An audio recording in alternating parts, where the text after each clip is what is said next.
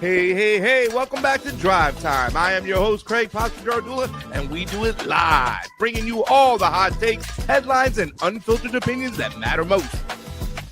Whether you're stuck in traffic, cruising to work, or just chilling at home, we want to hear from you.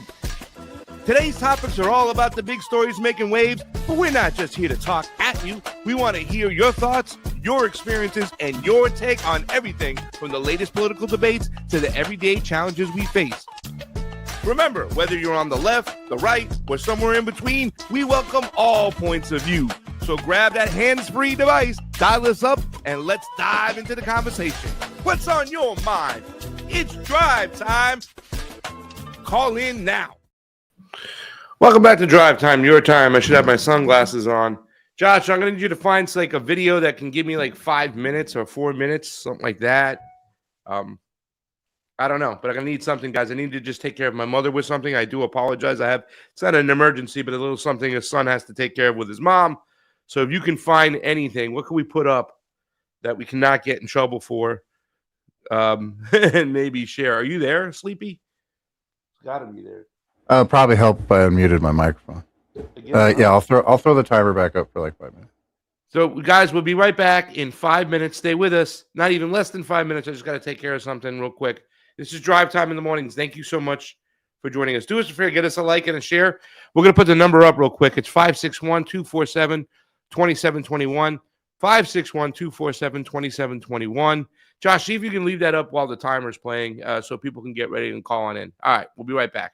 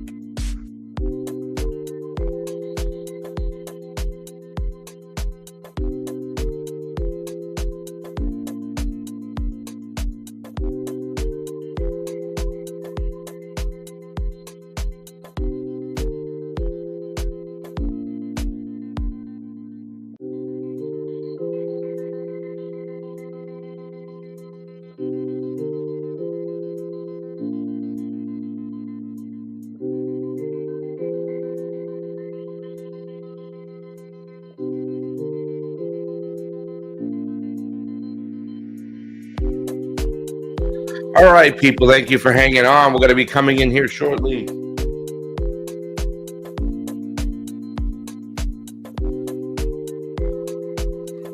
You ready, Sleepy? Let's do it. All right, everybody, welcome back. Sorry about that. I had to get my mom settled. I am your host, Craig Pasta Jardula. We do it live. We will be doing it live. We do it live every Monday through Friday here on the Pasta To Go channel.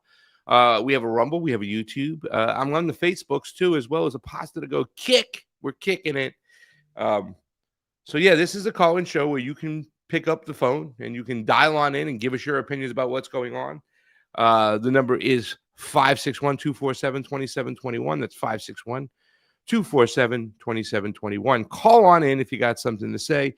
Usually like to start off with a couple different type of topics, talk about what's going on. I think the big things are right now this week, still the MOU, right? This theater that's in front of us. They just passed a war powers resolutions in the Senate. Now, that was passed in 1973, I believe, which limited the president's ability to wage war without going back. He has to then seek approval from Congress every 60 days. It's about the finances. It's supposed to be a checks and balances. But in 1991, I believe it was 2001. No, it was 2001. I can way too early. 91 is the year I graduated high school. 2001, I believe, they passed something after 9/11 called the Patriot Act. But they also passed something called the AUMF, which is the Authorized Use of Military Force, which pretty much if a certain entity is designated as a terrorist, like in this case, when it comes to Iran, the IRGC, the Iranian National Guard, right? They are labeled as a terrorist organization. President doesn't got to go seek Congress. He can just go and act because they signed that bill. They've never repealed it or appealed it. In fact, there was only one person who voted against it, and that's Barbara Lee. So from California, from the great state of California. Not Bernie Sanders, right?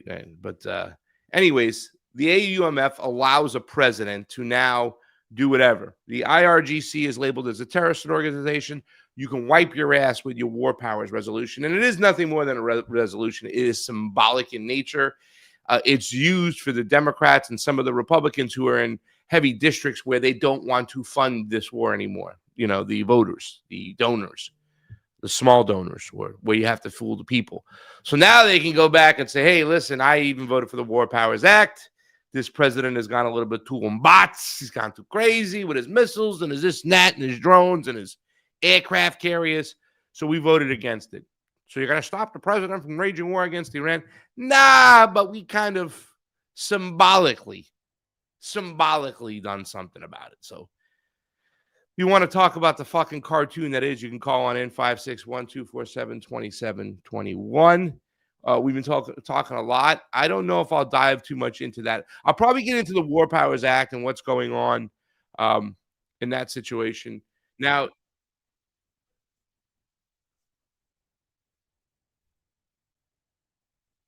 sorry, I was playing something that the opposition in Colombia has now recognized the results of that election. I wish I was there to see that election. You know, we talked about it. At first, it was there was some fugazi business, but there was a good chance that because of the propaganda, and propaganda hits hard in Latin America, right? It does. Like people just they're looking for confirmation bias over there. I you know what I'm saying? When you have conservative right-wing Latinos, right? Especially, you know, I mean, sometimes they're referred to by the left as gusanos, and those are ones. It's a term that Fidel Castro had used, meaning worm, those who are siding with the empire instead of being nationalist and joining the side of the left, which is about workers' right for the poor and national sovereignty, the ability to govern themselves. The left calls the right the gusanos. I try to stop using it, but in case you hear the term out there, that's where it originally comes from. But it looks like the left, the guy who was in the current president, Gustavo Petro's party, Ivan Cepeda, has recognized the results. Cepeda. He's recognized the results and, has recognized the opposition, which is a right-wing, they call him, I forgot his name, but it's Le Tigre, Tiger, they call him. It's like their own Nayib Bukele. He praised the president. He praised President Trump, already licked his ass. So now the right wing is going back into power in Colombia. It looks like that's going to happen. I don't know what's going to happen in Peru. I don't know if the leftists over there, Roberto Sanchez Palomino, who comes from the same ilk as the previous president who wore the big hat, Pedro Castillo, who was an ex-president, who tried to nationalize the lithium, who tried to dissolve the Congress, and then was immediately arrested, thrown in jail. The CIA then showed up, let the right wing know in Peru that they got their back, and it's been kind of wishy-washy since then. Even though I've seen a lot of stuff that has kind of hit like expats, a good place to go is Peru and live in Miraflores. I can see myself doing that. And I can stay there 6 months out of the year without a visa. So, I'd go there probably for, 5 months when I'm more ready to do so. If I don't have a job or another responsibility holding me back, in this case, taking care of family, I can see myself. And if you're looking to get the hell out of here, take a look at Miraflores in Peru. Good food, good atmosphere. You can speak English and get by. You should always try to learn your Spanish and whatnot. But, really cool place. But even though that's happening, it's always been wishy-washy with the presidents there. A lot of presidents from Peru have been thrown in jail. The leftists, the ones that support the indigenous. So I don't know what's going to happen over there. I do know, Colombia is a different situation. They're not sitting on a shit ton of lithium. They still got, a lot of resources and whatnot, and strategically put bases. The United States could put bases over there. They do. They weapon sales to Colombia. Make sure that the DEA and the CIA are funding all these murder death cults and these oppositional gangs and whatnot. So therefore, they can then charge the government to buy a bunch of weapons. It was chaos in Colombia for a while. They got to get their white lobster somewhere. The white lobster. The white lobster. What Sleepy's referring to, the white lobster, is when they're taking drugs over boats and all of a sudden, or planes, and they're getting followed and they got to dump their cargo. They dump their cargo and some of it washes to the shore. And the locals in those areas know that if they find a key coming, they call it the white lobster, to go to their local person who's going to call the cartel, and they're going to give them money. So they get money for the white lobster. You know what I'm saying? It's like nothing for the cartel to retrieve it, but it's holy shit. It's like a month and a half, 2 months salary over there sometimes. And, they get to eat great. Not the white lobster itself, but from the fruits that the white lobster produces. They get to do that. But so back in charge, right wing in Colombia. Look out for him. Like I said, it's Colombia's own Nayib Bukele, the president of El Salvador, who has these supermax prisons and praises the right wing, goes and talks to CPAC. And I'm good friends with the president, and the president's, I like him. So the president's going to do the same thing with this guy. You're going to see a lot of stuff with Colombia, and who knows what's going on. Gustavo Petro was a little bit weird. He had his weird things about him, but he seemed to be very class-oriented. When he got inaugurated, he brought in the sword of Bolivar, Simón Bolivar. If you go to Colombia, if you go to Venezuela, if you go to a lot of countries in Latin America, even Nicaragua, you'll see a lot of reminiscence of Simón Bolivar, and especially in Colombia. And he led the first slave revolt, united the people. And that's why in Haiti, people love and respect. Hugo Chavez has talked about Simón Bolivar and what they owe to Haiti, why they would give Haiti and Cuba a lot of oil because of those days. Now, guys, with us today, it is Thursdays. If you got some nice ripe tomatoes, you're in the right spot. Ladies and gentlemen, the big ragu himself is here. Kyle Anzalone, back from assignment. How you doing, Kyle? Doing well, Pasta. Happy to be back on. Man, happy to have you. We had Tatiana Moroz, a singer-songwriter, libertarian. She's performed at the libertarian events and Rage Against the War Machine. She did the first one. We met over there. We've been friends ever since. She shot a pilot with me for RT. Well, we pitched it to RT, and she was like the libertarian up there. I still had her on the left side because here's the funny thing, and I know that libertarians would probably consider themselves to be right-wing. I consider them to be more left-wing because of their anti-imperialist Ron Paul mentality. You know what I'm saying? And back in the days, like the anti-vaccine people were the hippies, were the far left people, right? So, you know what I'm saying? The skepticism there. Now, for different reasons, They don't want the government telling them what to do. Screw you and your bullshit public health propaganda. You don't tell us what to do. We believe in our civil liberties. That's what I want the left to believe in, but it doesn't in America anymore. But what can I say? I'm going on and on. I did talk about the War Powers Act, the resolution, the symbolism that is now there. And my big question to you is, I've been repeating this and saying this, because of the AUMF that was passed in 2001, the authorized use of military force, especially with the IRGC, which is the Iranian Revolutionary Guard, being labeled as a terrorist organization. The War Powers Resolution, even though it's symbolic, but even if it was something standing, I don't think it would stop or deter any president, especially Donald Trump, from continuing to bomb because he has them labeled as terrorists and he has the AUMF in his pocket. Is that fact, fiction, or am I just talking out my ass? And let's make Kyle Anzalone big, even though he's looking like me, skinny, like he's losing weight. He's laying off the pasta. So, yeah. So I guess I have mixed feelings about this because, one, the War Powers Act, as it's written, this current resolution that passed the House and the Senate, should stop this war. Now, I think the War Powers Act was an unconstitutional infringement on congressional war powers, right? Congress was supposed to declare war, and that was the only way that the U.S. was supposed to go to war. Now they passed the War Powers Act, and in part that was passed to more reinforce the Constitution, but after it was passed, they reinterpreted it to mean you could go to war anywhere you want in the world for 60 days and then get approval from Congress to do so. Right. Now, wait a second. So you're saying it was passed to use the opposite. In other words, they're using it now. They're floating it out there as if they're using it to curtail the presidents or handcuff them, hindrance them a little. But now you're saying it's, even though it's being used that way now, it was passed originally so it gave the president more power to go to war for 60 days without really kind of checks and balance from the Congress. Right. And if you remember, when it was passed, they actually had to override the president's veto to get it through, right? The president didn't agree. I think it was Nixon at the time, but it might have been Ford who did that.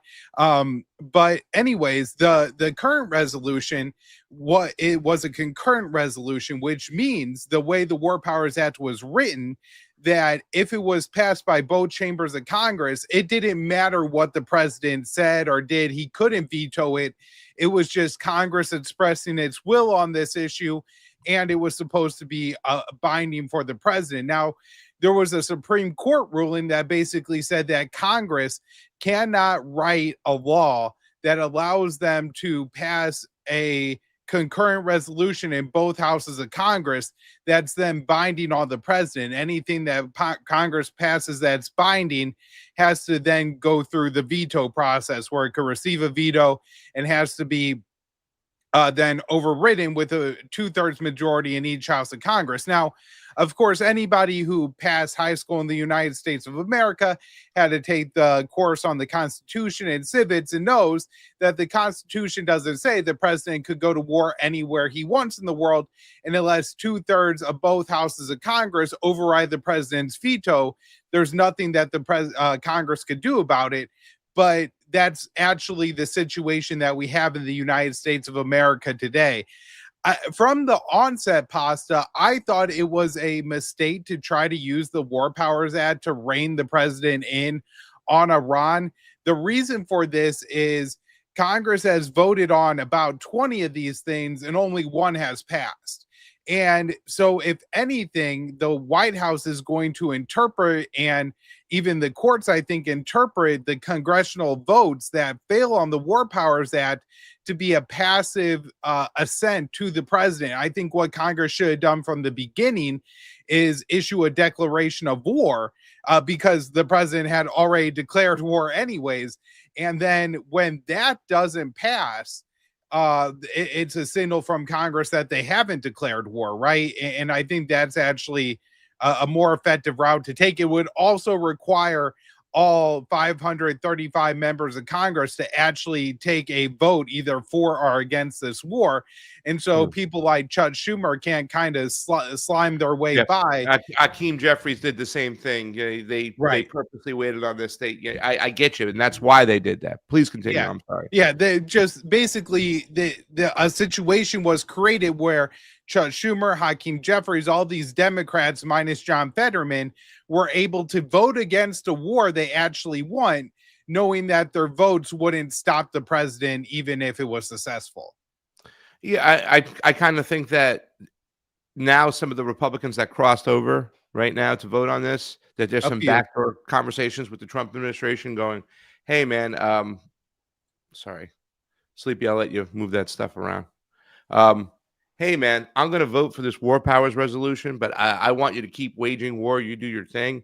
I can't stop you. It's symbolic, but, people in my district, my constituents, I need to act like I'm not spending their money on useless wars that they don't like. But wink, wink, you keep doing you, boo.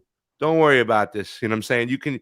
Nobody's going to stop you anyways. I don't know. I mean, it just doesn't pass the smell test. And the fact that they're bringing this up and talking about this when they're already supposed to be going through this MOU, right? This memorandum of understanding, which is you got me, bro, kind of policy. Like, it's not binding, it's not legal, right? It's not a law. Nobody's going to be held accountable. It's just a memorandum of understanding, and certainly the president's attitude too, as well. I mean, it's just. I know you had to have seen the whole J.D. Vance showing up and then the Iranian delegation standing up and walking out as the president's sitting there and threatening them. They won't even make it back to their country, Kyle. They won't make it back up to the buffet bar. Nope, it's gone. They're all gone. Your thoughts on that, man? Because that is some crazy fucking shit. I mean, and to be honest with you, that is beyond like kind of conversation and talk, I think 20, 30 years ago that would have gotten you impeached. First of all, the whole ICE scandal where we found out that ICE was told to ignore the fact that they have to go to a judge for a warrant that they can use their own administration warrant would have been a scandal that would have taken the president's administration down. Somebody has to be responsible for that. Who gave the orders, right? We're Game of Thrones again. Who gave the orders? But that alone, and this kind of you would think that this would be something that would be all over the media, and they'll be talking about impeaching a president, but it's not. And the thing that drives me crazy, Kyle, is that I see people on the internets and the interwebs, people in public, when I speak to them out there, still making excuses and thinking that this is okay behavior. Has the American public lost their fucking mind? I mean, are we so far gone at this point? You know what I'm saying? That the president can talk like that. He can threaten heads of states and negotiators and say they won't even make it back home. Wouldn't we say this guy's unstable? He's not fit for the office. Go ahead, Kyle.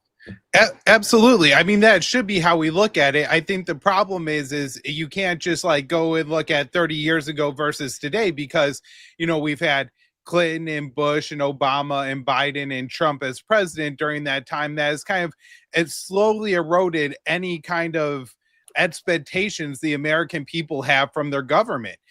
All along, these administrations have been looting, engaging in very open corruption where, things like Trump's meme coins, his son's involvement in business, the fact that Jared Kushner, who has no role in the administration, is co-leading the talks with Iran. He's actively has all these billions of dollars in business and investments set up in the Middle East, and yet he's discussing this war. This kind of thing would have never been accepted.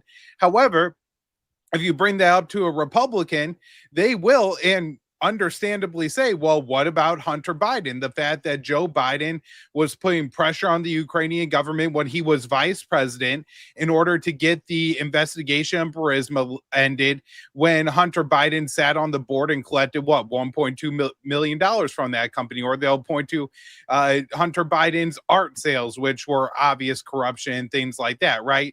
Where all this has happened. And so because both parties engage in the same kind of behavior, it's not cultish behavior. it's cultish, just tribal. I mean, we do. Yeah.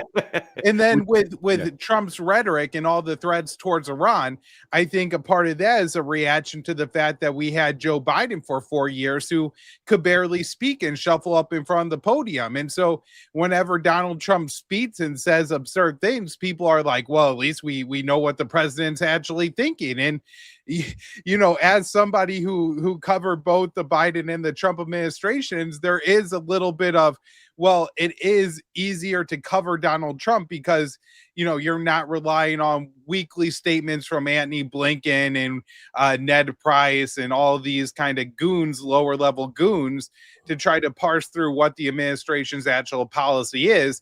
You just have the president posting on Truth Social whatever he thinks at the time.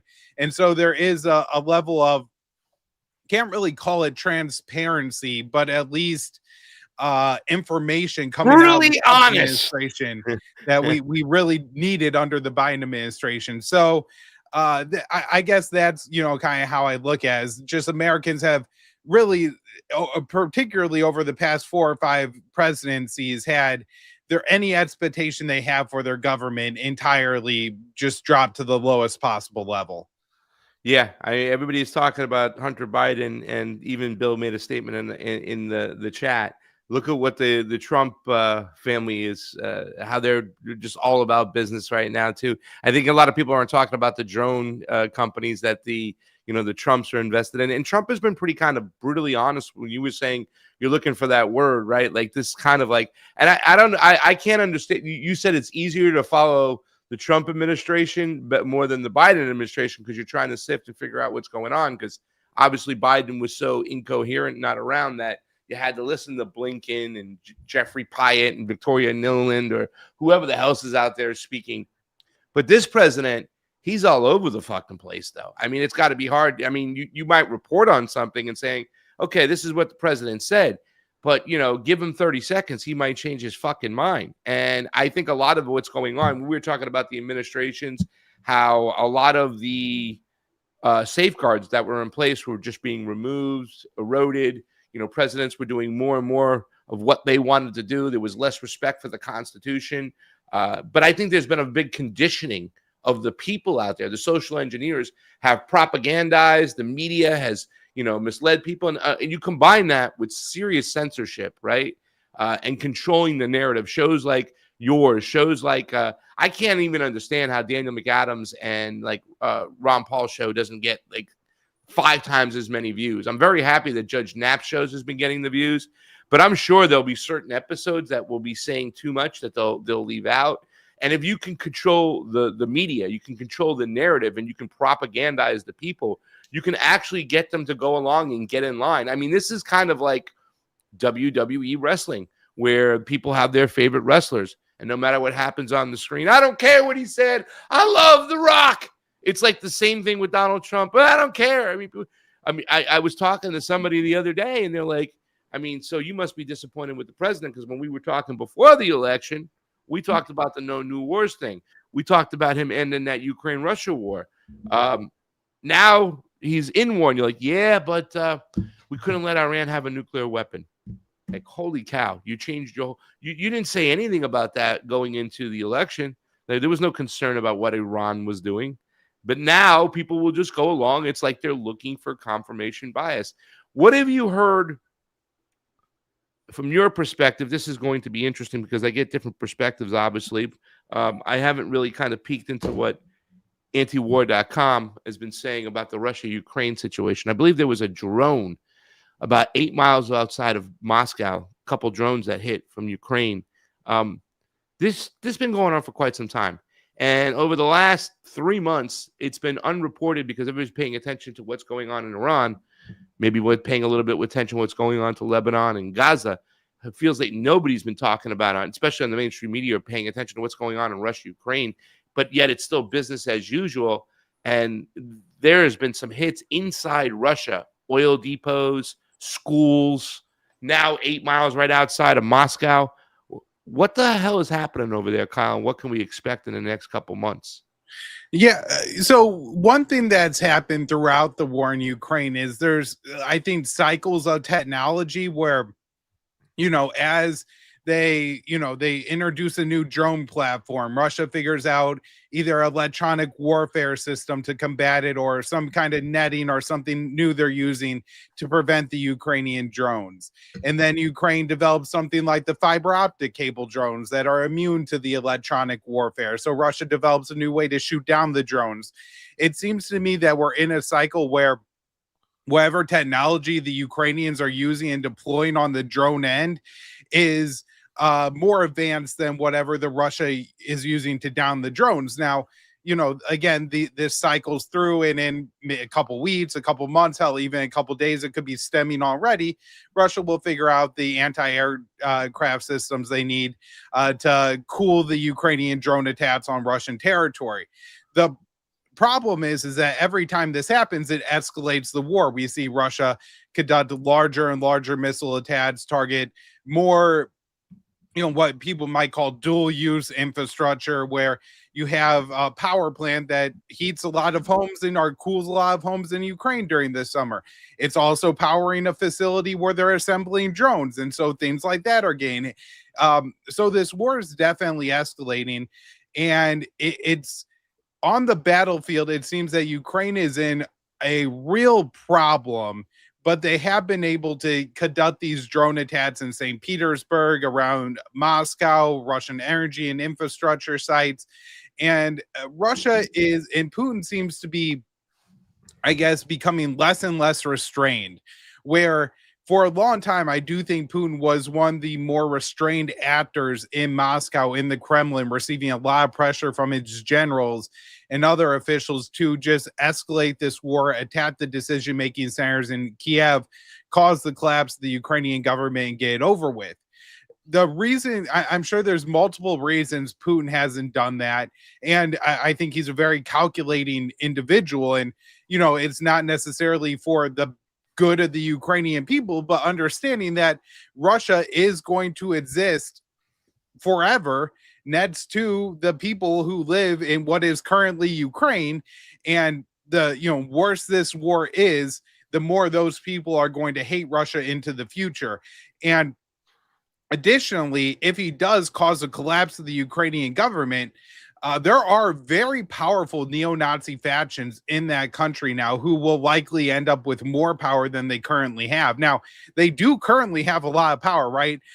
Andrei Belitsky he's an avowed neo-Nazi who has, talked about like the promotion of white supremacy being like the frontier of that is in Ukraine, right? Like he sees that as the future of the white race as being the Ukraine. So we should be very concerned about this man having a lot of power, and he does. But if we cause the collapse of the Ukrainian government, if Russia causes the collapse of the Ukrainian government, it could get much worse. I expect in the coming days. Do you believe that though? Really? I mean, I know that's a possibility, and I'm sorry to cut you off, but I kind of want to stay there for 1 second, because I think this is the important part to talk about. I've said from the get-go, Kyle, and once again, apologizing for cutting you off, but I want to stay right here. Yeah. This is what's important.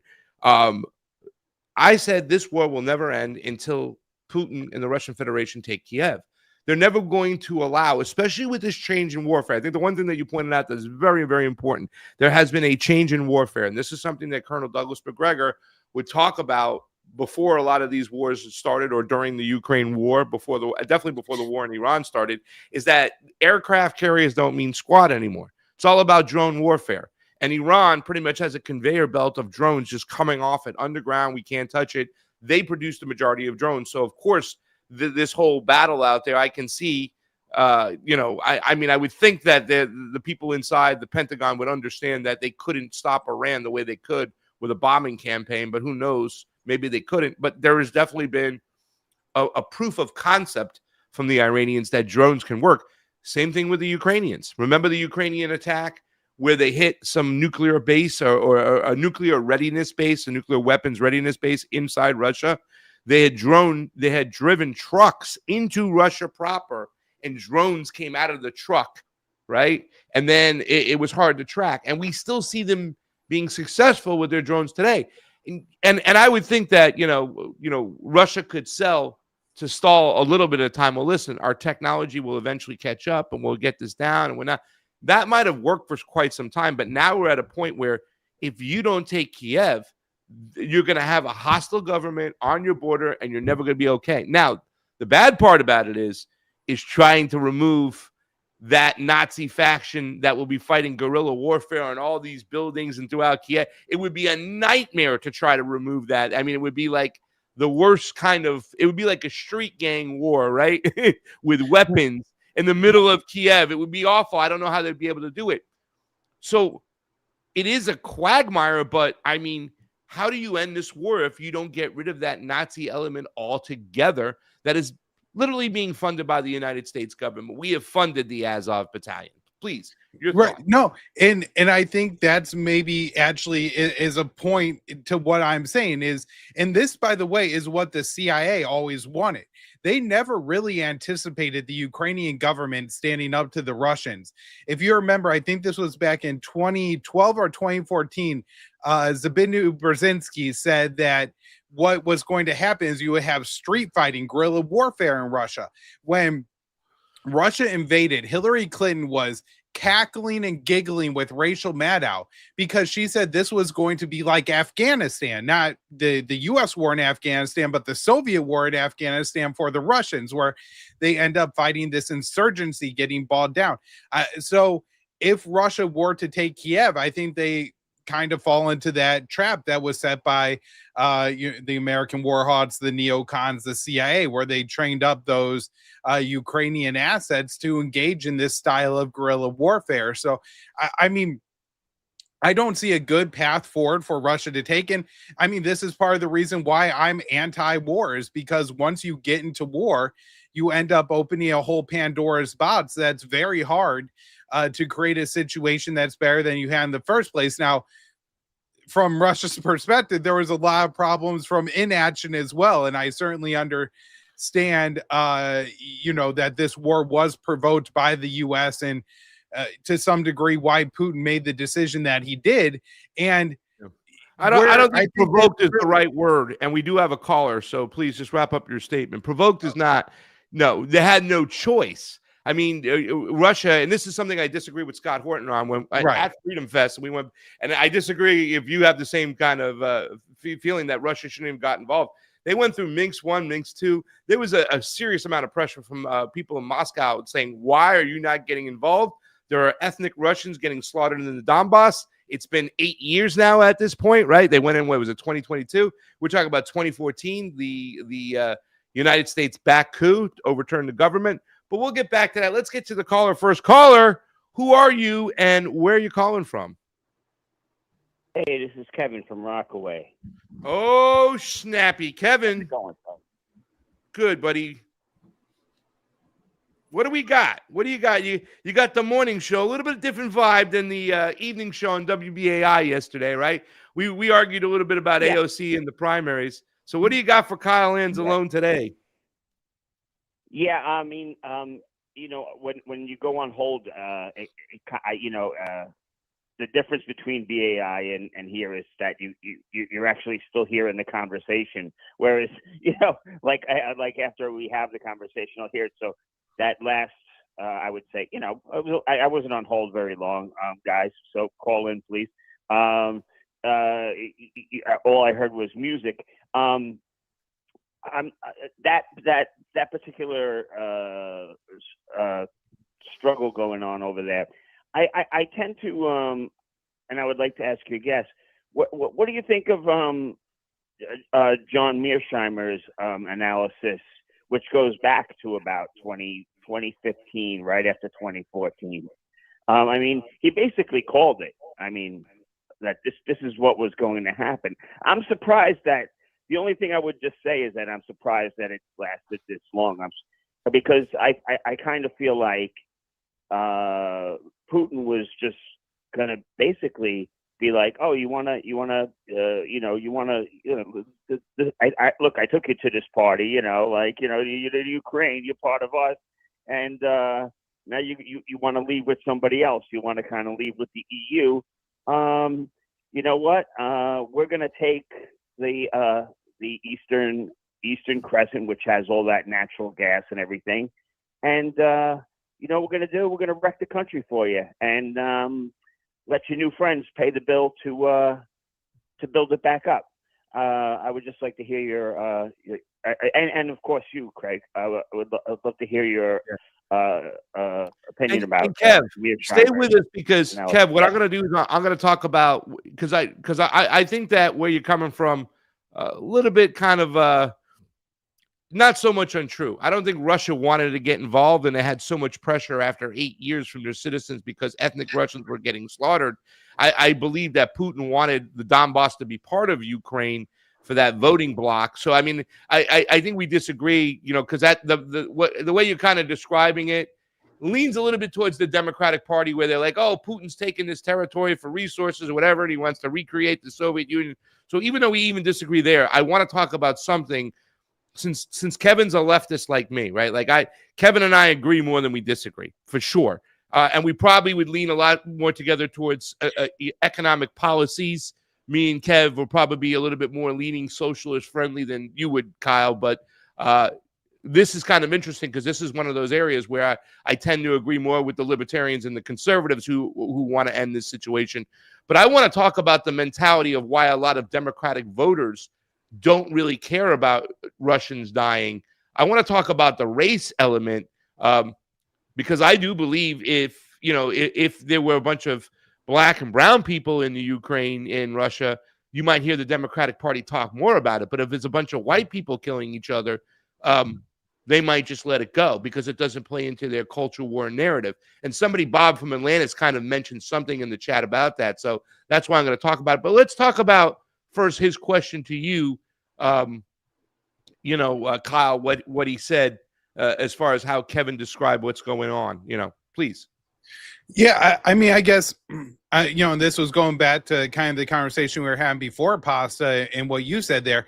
I think Putin was really trying to kind of thread the needle between going to war and enforcing the Minsk peace deal when he started this conflict, where the point of the conflict was not to take any more Ukrainian territory, but merely to get Kiev to enforce the Minsk II agreement and to get Kiev to agree not to join NATO. Those were Russia's two primary concerns, and they really almost achieved that in April of 2022, a month and a half into the war, where they were going to withdraw from the Donbass. They were going to allow the Donbass to remain part of Ukraine, and Ukraine was going to agree not to join NATO. The document was, Putin says, he has a copy of it, says it was signed by the Ukrainian representatives. All it needed is for Putin and Zelensky to have their big ceremonial peace conference, get together, sign the document. But Boris Johnson and Joe Biden pressured Zelensky to refuse it. Bojo said no. Sorry, I had to. And now 1 million plus people are dead because of it. So it's absolutely horrific that's played out this way. And I think that was Putin's strategy. And once that didn't work, Russia didn't necessarily have good options for what they wanted to achieve in Ukraine with the price they were willing to pay to achieve them. And so it's required Russia really kind of recalibrating its military multiple times and its operation. I mean, Putin still calls it the special military operation. I think there's been some movement within the Russian Duma to actually make it a full-on war, but Russia is still trying to keep it as its current special military operation and win it that way, which I think if they end up taking Kiev, we're talking about conquering a lot more Ukrainian territory. That probably will require a full mobilization and a full Russian war on Ukraine. Kev, do you want to follow up? Do you want me to kind of get into it? Yeah. Either way, I would just say. We're losing you. Where are you? Your phone. Professor. You can hear me all right, right? Yeah. It's the professor's phone. We have 2 resident professors already on the show. Still says he's on, so I don't know what Professor Kevin from Rockaway and Professor Snorky from Iowa. So we got a Midwestern and a Northeastern. All right, we lost you. You there? To me, it's a question. Yeah, I'm still there. Can you hear me? Yeah, start over because we lost you. Go start over. Yeah. I just was saying I took exception to having the Democratic line on it, but to me it's a question, and it's always a question of reciprocity, okay? And and your guest knows, and everybody who's listening knows that, I mean, Cuba is a perfect example. Russia will not have that kind of behavior on their borders the same way we wouldn't if Mexico all of a sudden started flirting and making overtures towards China. We just wouldn't have it. We would not stand for it. And there was a handshake. I mean, the problem was, of course, when the Berlin Wall came down and the East was collapsing, they really didn't have much leverage, but they did say, and stupidly, they didn't get it, I guess, in writing. They got it, I think George Baker III, was like, oh no, don't worry. All Russia basically asked is don't move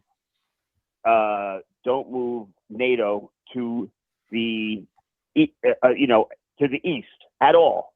And George Baker was like, well, why would we? What would be the reason? I mean, that was a Cold War situation, and that was the whole raison d'etre for NATO being, and then proceeded to move closer and closer and infringe upon Russia's buffer zone, which we also have. The United States has. And there's no way they were just going to put up with it.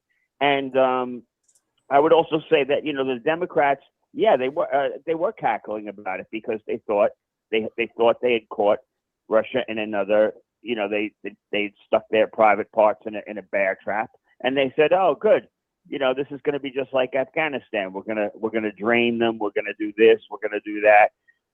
But instead, what's happening is that we're closer to nuclear war than we've ever been, because if they keep hitting deep inside Moscow, it's only a matter of time before the missiles start flying over Ukraine and start hitting targets that in Europe. In Europe, yeah, absolutely. Yeah. And I want to start off by saying I apologize if I misconstrued your comments or your thoughts. It was wrong of me to judge, to assume. You know what I'm saying? And you're right. What you just explained is a little bit more in detail. I guess when we look at this whole situation, I do believe that the motives of the Russian Federation and Vladimir Putin were to push to get Minsk 1 and Minsk 2, some type of agreement that way, where the people of the Donbass would still be part of Ukraine. I believe he wanted them. I believe that Putin understands that you got to manage these countries. You don't necessarily. Thank you so much. I got to get a new cup of coffee. You got to manage these countries, so it's not that you necessarily want to take them on. I don't believe that he wants to expand the Soviet Union, is what I'm trying to say. Right. So thank you for clarifying that. But and Pasta, can I just add that after the U.S. pulled the coup in Ukraine and civil war broke out in the country, the people of the Donbass actually wanted to join, and I believe voted to join Russia, and Putin said no. And while this didn't come out of the Kremlin, it did come out of kind of Russian, top Russian foreign policy thinkers. Was a big part of that was, if you look at how elections had gone in Ukraine, they were, within 5 percentage points or so going either way, from a more Eurocentric candidate or somebody who wanted Ukraine to be balanced and have a relationship with Russia. And if you took the Donbass voting bloc out of the country, it would no longer be a 52-48 vote. It would be a 40-60 vote for the more Eurocentric candidate. So it would be like a Republican who wants to win the White House also advocating for Texas to be its own country or something like that, right? It's not going to help in the national election to lose the Donbass from Ukraine. I think it's more than 60-40 if you took the Donbass out, right? Like if you I look was at, just using numbers. yeah, I know but you. yeah. But I think it's important to reiterate that during World War II, the eastern part of Ukraine fought with the Russians, and the western part, that's where Stefan Bandera comes from, and there was a lot of incidents over there from Nazi-like behavior, especially if you hear the name Stefan Bandera, and it's all throughout their culture there, so you can't ignore it. But I would like to say, and I'd like to pivot. First of all, I think that the reason why the Democrats, not one single Democrat, and I mentioned Barbara Lee right earlier today. Barbara Lee was the only congressional member to vote against the AUMF, the authorized use of military force, right? Or Afghanistan, the 2001. Yes. The 2001, yeah. So she's the only one to vote against it. We don't have a single member of Congress that will vote against what the Democratic Party is pushing for in Russia, Ukraine. So in other words, they're pro-Ukraine acting, and even the newer, what are supposed to be the more progressive type candidates, like that guy Graham Plattner out there, right? You can tell he's a fugazi. Even they still tell this story of Ukraine being a small country just getting picked on for Russia. They were just sitting there doing nothing, and all of a sudden here comes the angry bear to go and smack them across the face. Now I think a lot of this has to go back to the whole Clintons. The Clintons still have a lot of control of the Democratic Party. It's, they have Clinton factions and Obama factions, but they still control the party. And Clinton, Bill, and Hillary, you got those pictures of them walking in Moscow with Boris Yeltsin.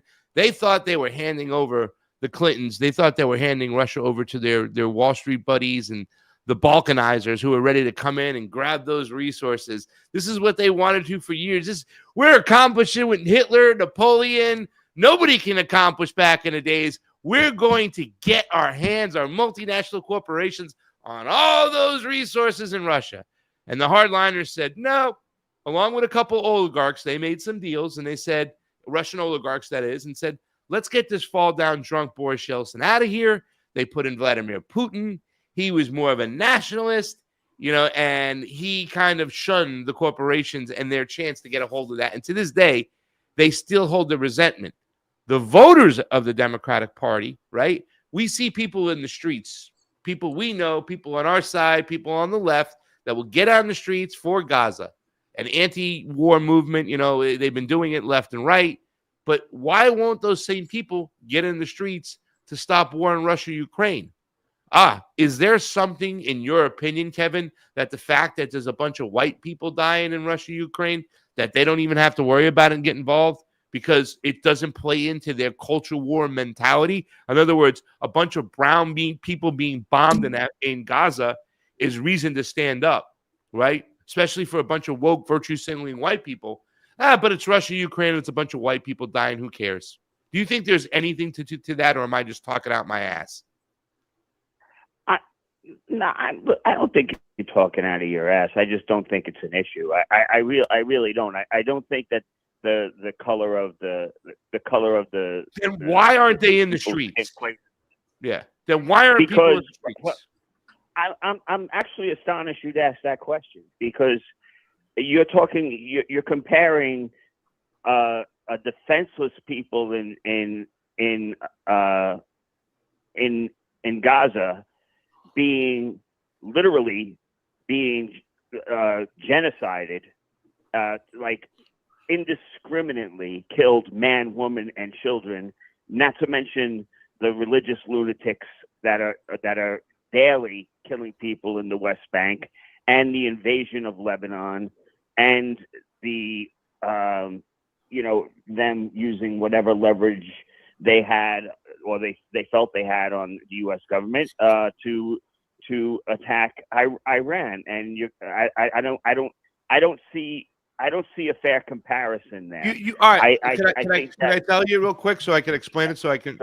So 14,000 people got killed in the Donbass, specifically for just being Russian, right? It was the Azov Battalion. Correct me if I'm wrong, Kyle Anzalone.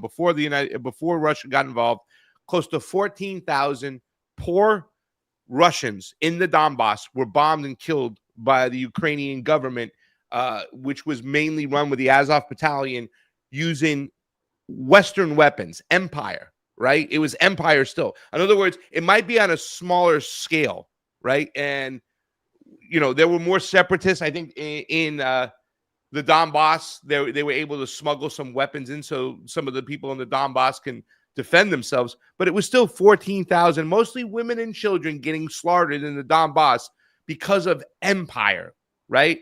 So even though one might be more horrific than the other, one might have other what's the word? I don't want to say I don't know what you would say it would make it the situation other than the numbers and the brutality and the disgusting treatment of the Gazan people. Yeah, it might not have been that awful to the people in the Donbass, but they were still caught in the crosshairs. They still died because the empire was still playing games. Same thing that happened in Gaza, right? You know what I'm saying? Why wouldn't we be anti-war and be consistent and get in the streets for that? I mean, there's over 1 million dead in that war. You know what I mean? Like, there's a lot of people dead in Russia, Ukraine. I think some of it has to do with the Cold War propaganda. Honestly, I know a lot of people that fucking hate Russians, and they're my age. Like we were born at the end of that shit. Because the CIA also got into the it. movies, Josh. Sleepy. They got into the movies. They made fucking Ivan Drago, the bad Russian. I rooted for the Mujahideen in Rambo 3, and I will never forgive Hollywood for fucking doing that. Because here comes the rebels. I really rooted for the Mujahideen. I'm telling you, man, that the anti-Russian sentiment is still deeply rooted in Americans, man. Yeah. Yeah. It runs I was in the Army in the mid 80s. I went in 1985, and they made it very clear to us that it wasn't a matter of if, it was a matter of when. And every target we shot, every time we practiced with a light anti-tank weapon, with a M203 grenade launcher, every disabled vehicle, like on a range, was a Russian-made vehicle. And I would just we were 100%. China wasn't even in the conversation. It was, this is what they were telling us. You know what I mean? And this is still, it's towards the end of the Cold War, but it's still very much the Cold War in 85, 86, 87. I would just take issue with the fact that the next to the obvious points about the differences between Palestine and Ukraine. When Palestine got attacked, they didn't have all of Europe sending them, surface-to-air missiles and drones, and they weren't being armed by basically us and NATO. And they had a very strong propaganda machine on their side in the Ukraine. And I think, as we know about just war in general, especially these days,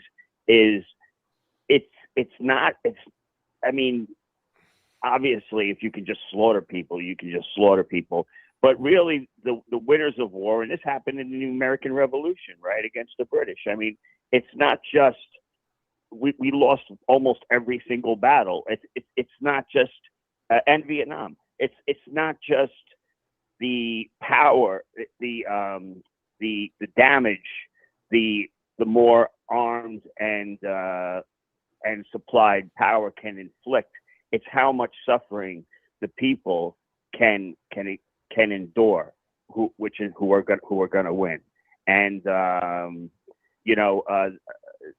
I don't see with the Ukraine. I got to tell you, man, I live in New York City. Let me tell you something. There's a lot of fighting age men of Ukraine, who were born there, and first generation, that ain't jumping on any planes running over to the Ukraine to join. They ain't going back. And supposedly, I'm serious. And supposedly there's a lot of rich kids in. In the Jewish community, there were tons of even what you would consider kind of secular Jews who, after October what was it, October 7th, right? You know, immediately got on planes to go over and fight for the IDF. And, you know, and that's been the story. You know, Poland is having I have a lot of Polish neighbors as well. Ukraine. I live in Michalama housing, so it's, you know, it's a very multicultural area to live. Lots of Russians, lots of Ukrainians, lots of Polish, and the Polish are really starting to. I mean, this is anecdotal, of course. I'm not speaking scientifically here, but they're saying like, yeah, man, these people are just running over here, and it's all these like fighting age men, and they're just sitting on their asses, like, you know, collecting a check, you know. So I don't see why, you know, we should be in the streets marching on their behalf. I really don't. For who? For Ukrainians or? Yes. Yeah, but we should be marching for peace. We should be marching against the empire, right? Obviously, I am more in line with what Russia's doing in this situation. It's not that I'm pro-Russian or pro-Putin in every situation. I don't believe this is a legitimate government by the Ukrainians. I believe this is a puppet government installed by the United States. We have proof of this. We have Victoria Nuland and Jeffrey Pyatt talking about, you know, these things. Not to mention Senator Murphy from Connecticut, that douchebag, along with John McCain and Lindsey Graham talking on the freaking Maidan during the revolution. We push this. I'm saying we should be in the streets. I mean, why aren't we marching in the streets for the 13-year-old Russian-speaking Ukrainian kid that had to live in the cellar in the Donbass eating pickled vegetables for years while they were being terrorized by NATO weapons shot by Nazis? That's what I'm talking. Why aren't we in the streets for that? Well, we agree on that. We agree on that, and we agree. We agree also on the like I think I said in my opening remarks. I mean, to me, it's all about reciprocity, and you know, it's easy to say like, oh, what these Russians are doing is terrible, but there's not one person that can tell me that we would not do the same thing if Mexico or any of the Caribbean countries or even any of the northern South American countries, you know, started making overtures and deals with China or Russia. You know, in no time we would be bombing the hell out of them. Yeah. I think, like I said, this shows the hypocrisy of the Democratic Party. I don't know if there's anybody in the queue waiting, Kev, but I think we're gonna wrap this call up here. And can I jump in on that? Yeah, and what we'll do is we'll let Kyle jump in, but then we're gonna give you the last 30 seconds, Kev, to put a bow and a cherry and a ribbon on this real quickly. Go ahead, Kyle, jump in. So yeah, I mean, I think this is all very, you know, an interesting conversation of why the Democrats, particularly those motivated by the situation in Gaza, are not motivated about the war in Ukraine. And I think one fundamental thing is those people are not anti-war or anti-imperialist.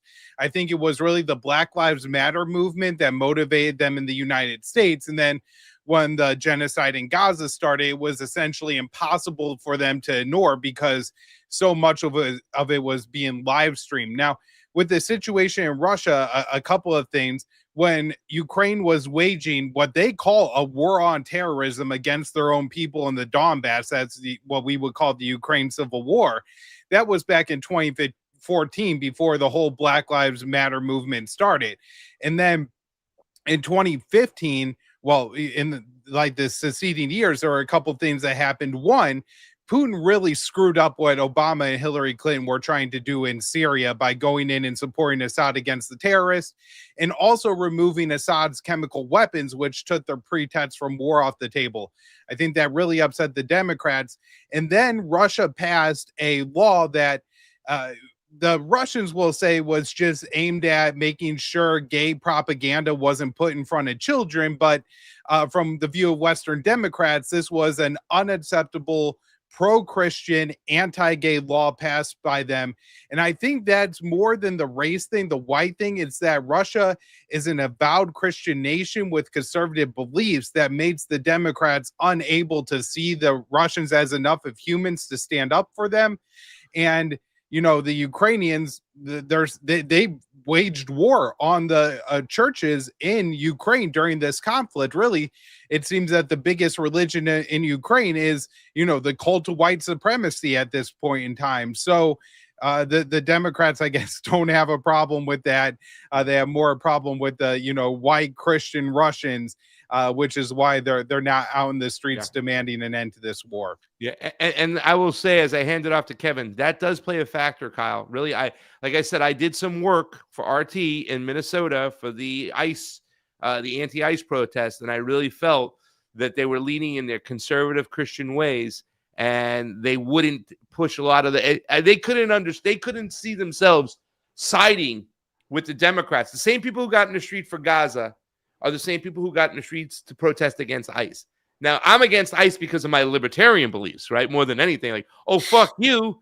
You're not going to piss and shit all over the Fourth Amendment of the Constitution. This is unlawful searches and seizures. And you're not going to deny people. It says in the Constitution, everybody's entitled to due process. That's the thing that's supposed to separate us from the rest of the world, is that we give everybody a chance to prove they're innocent and get to speak their case. So I was in the streets mostly for that reason. I was covering it. But it seemed like the RT network wanted to lean more with like the conservative mentality, you know what I'm saying? And even though I felt that the people who, once again, these people that were that some of them were wearing masks, they wouldn't agree with me on my opinions on COVID. And I agree with them, though, on their opinions on Gaza, and I agree with them on their beliefs and pushing back against ICE. Kevin, take the last 30 seconds, and thank you for calling in. Yeah, no problem. It's a lot to say. I'll just put it. A lot of moving pieces here this morning. Listen, I've heard. Yeah, I've heard a lot of it's all been Democrats. Look, this is a capitalist duopoly. The DNC are a corrupt bunch of empty suits. And we're starting to see a change with that. It's starting to begin to change its face a little bit, as in the early part of the 20th century, the Democrats were the Dixiecrats. They were part of the Southern segregationist movement, and a party can change its face. The difference to me is that these are empire games that were being played in the Ukraine. There was a lot of skullduggery. I mean, you brought up Syria. Syria was an absolute mess. I've yet to hear a really, really good analysis of Syria, because at one time in Syria, when it was really at its worst, you had the Pentagon backing one faction and you had the CIA backing another faction, and both factions were head choppers. I think that with Gaza and the Palestinians, it's people just finally coming to realize that we've been manipulated into killing innocent people in places like Gaza by the Israelis for way too long, and it's kind of a cause célèbre. Now, I'll take just a few more seconds. Back in the 80s, when the cause célèbre was South Africa and apartheid, South Africa was saying, and Reagan had great relations with, the ANC and Mandela were terrorist organization, and he was a terrorist. Later, we gave him a ticker tape parade. But what the South Africans are saying, why are you picking on us? Why aren't you picking on Romania, where they're disappearing people and killing each other? Why aren't you Why aren't you picking on Hungary? You know, there's always going to be that from the people that get the spotlight put on them. But for whatever reason, whether it was Black Lives Matter, I'm not sure. I think that people have just, particularly with this Israeli regime, have just had enough. And yeah, I'll leave it there, guys. I want you to keep the show going and listen. Keep on listening. Kev, the professor from Rockaway, calling on in. Guys, if you want to do what Kev just did, pick up the phone, dial 561-247-2721. Thank you so much, Kev. We love you. You can dial 561-247-2721. That's Bernie Sanders Blackjack. I don't know, Kyle. Do you have anything to piggyback on that thing, or did we say mostly everything that needs to be said? I did see a comment in the chat from I think Gabrielle Freedom. Gabrielle. We do have another call coming in. Gabrielle Freedom, but what did it say? It says, actually, when a libertarian say not if they entered illegally, I'm guessing this is referring to your comment about due process. And I would hope all principled libertarians would say that no, due process does extend to anyone in not just the United States of America, but anyone interacting with the government of the United States of America, including somebody we claim is a terrorist in the Middle East or somebody who's not in the United States illegally. They would still be entitled to due process. Absolutely. There would just be maybe some questions. Or libertarians do represent a very wide range of viewpoints, and so I'm sure there are some libertarians who would agree that no, they wouldn't have due process, but I don't think that's within the actual philosophy and what most libertarians believe. Yeah. Well, libertarians believe that if you enter into their house illegally, they can shoot your ass, though. So don't. They can defend themselves. But there is a proportionality to the force used, right? Like if some toddler wanders onto your lawn, you don't get to shoot them. But if somebody kicks down your door, sure. Yeah, absolutely. And here's the thing: according to international law written by the United States and led by us, mostly, we took the lead on writing this. If there's a military base in a country, pretty much, right? That person can seek refuge and say that, and what I hear in Latin America, it's like, oh, this isn't a base renting space here. It's an occupation. So as a political refugee, if you're going to pick my government, I can come to your country because you're interfering in my government and my way of life. So technically, they have a right to come here. And the majority of the people that do come here come from the North Triangle, which is Central America. And we have been all up in there with coups and everything. We can talk about Guatemala and their coup for years. Remember, I don't know if you remember that one, the classic one, when the UFC, the United Fruit Company, it had an investor. I think his name was Alan Dulles, right? He was invested heavily, and he was like, "No, we got to coup this government over here because we need those bananas in Guatemala." And now it's eventually Dole and Chiquita, but we literally couped the government that had nationalized part of their fruit, wanted to use their national resource to build roads, to build, hospitals, schools, and we said no. So they have every right to come here. In other words, what you're seeing from immigration, and correct me if I'm wrong, this statement right here, our immigration is a reaction to the actions of the American empire. 1,000 bases out there. True or false, Mr. Anzalone? I would definitely we got a caller. Introduce All the right, caller. let him answer this question. We'll get this next. Go ahead. I would agree with that part. I would maybe take some issue with saying they have a right to come here, but I do understand the argument. I'm just not sure if I totally agree with it. We'll continue this after. Caller, who are you? Where are you calling from? Hey, Pasta. It's Anthony calling from the Motor City, Detroit. What's up, Anthony? How you doing? I'm good. I go back to the watching you with the accidental activists. R.I.P. Shanda. Love her so much. Shout out Oz too. Yeah, Oz, and we miss you, Shanda. We miss you. Go ahead, buddy. Right on. Yeah. You know what's funny? I was thinking about when you guys were saying getting out in the streets about Ukraine, and the funny thing is, I went out in the streets of Ann Arbor literally the day before the war or the invasion in 2022. I think it was like Code Pink, and 5 boomers and me showed up and had signs, "No war with Russia." And the day after they invaded, it's kind of funny. That's awesome. That's awesome. Yeah. You know, yesterday I'm driving along and I get a call. Hello, this is Jimmy from Our Revolution. We're trying to get you to vote for Abdul, the Senate candidate. Do da da da. And all my friends and family are supporting this guy. They think he's like the what's up, the hot you know what. And I said I can't support him because of the Ukraine war, and I just went into all the points, you know, many of which you went into. Yeah. I was like, I can't support him for that. And the guy, he didn't understand the issue at all. The little Jimmy who called from Our Revolution. So And they don't even talk about it. yeah. So Anthony, you had some experiences with that. You said don't vote for this guy because of what's going on there. Why do you think to this day we still haven't had one Democrat step up and say we need to stop this war? We need to stop funding Ukraine. Every single Democrat wants to continue to fund Ukraine in Congress. Why do you think that we don't even have a one? We don't have a Barbara Lee out there to say enough. Let's end this.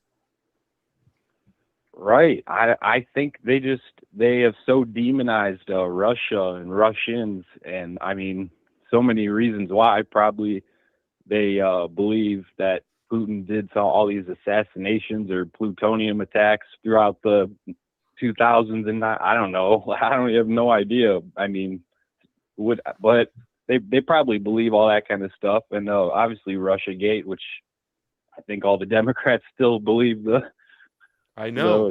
Russiagate. It's crazy. So, yeah.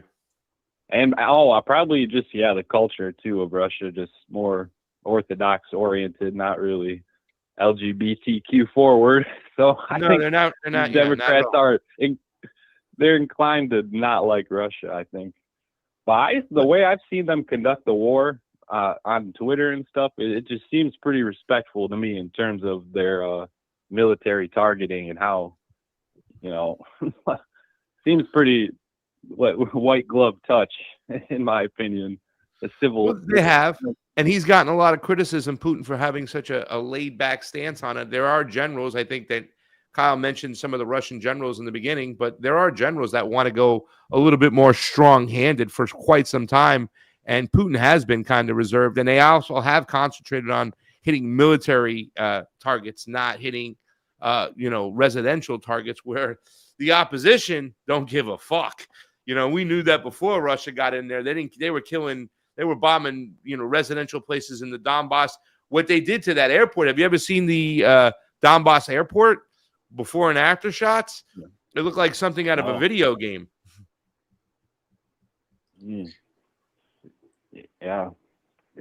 And the sniping of just random civilians during the Ukraine civil war was, that's one of the signs that you really don't care is when your snipers are killing women and children, like in Gaza, Yeah, that's the behavior I'm talking about. That why. If we're going to be anti-war, we got to be consistent. If we're going to be anti-imperialist, we got to be consistent. We got to get out in the streets. So, how's everything going in Detroit right now, my man? Oh boy, it's nice. It's summertime, everything comes alive in the summer, and sometimes it goes a little crazy, but the economy is not so great. Housing was gone way up in the last 5-10 years. Just like it used to be cheap, now it's like whoa. And, roads, we don't have our buses are crap. We don't have no trains. So the roads are our main transportation, and they are in bad shape. The roads were in construction all over. I was wondering with NAFTA and, the exodus of car companies, especially them going to Mexico or going wherever, like what would happen in Detroit? What would become of Detroit? Because it was so dependent on the automobile industry. Has there been any other industry that's kind of dug in there and done anything? I mean, I know that you're talking a story that it's a struggle and housing is up like crazy, but is there any industry that's in Detroit? Just an addition, GM, I think, just laid off like 1,300 people there and replaced them with like 50 robot arms. Wow. That was that was one of the things I had to talk about on Monday that we didn't get to, but yeah, it's fucked up. Yeah. What's going on over there, Anthony? Anything dug in there? Well, yeah, the autos are down big time, but it's still a huge thing here, and everyone knows people or has family involved in it, in either the big three or another company. But yeah, it's down bad. But they went all in on the EVs during the Biden administration, electric vehicles, and no one wanted to buy them, so they're all screwed with that.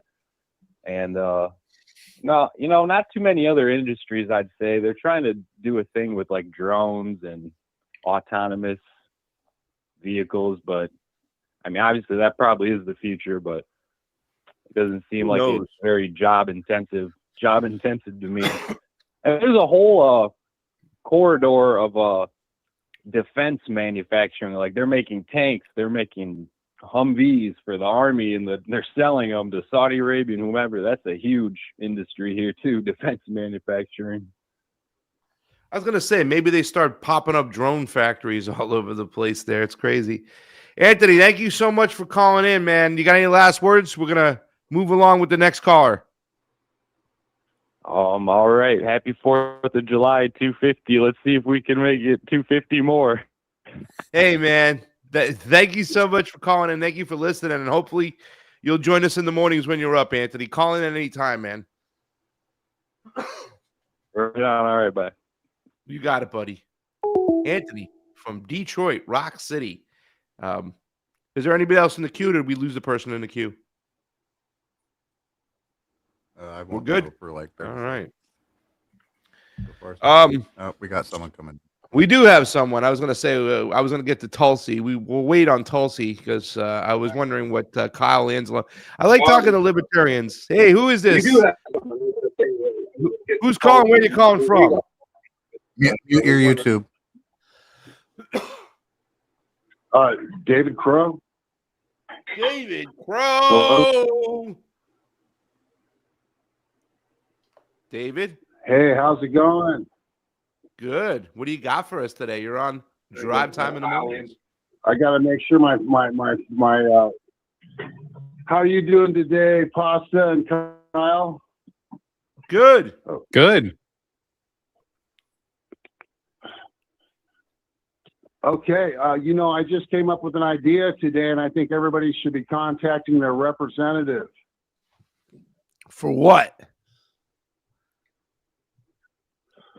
Introduce a bill, Representative, and I just called up both my California senators and my Vince Fong, my representative, to introduce a bill to introduce the death penalty for AIPAC traitors bill.